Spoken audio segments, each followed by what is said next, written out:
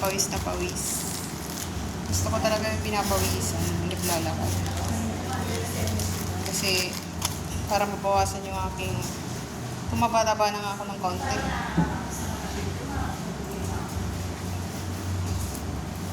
Kasi kumakain na ulit ako ng mga mga food. Kagaya nung naoperahan ako as in total wala. Kinakain ko lang is saging. Saging at saka orange.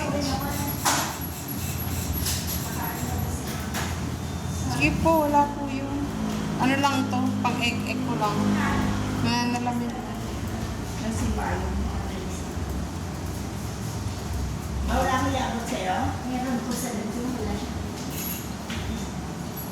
Pakichat mo. Thank you. Thank you very much. Very much.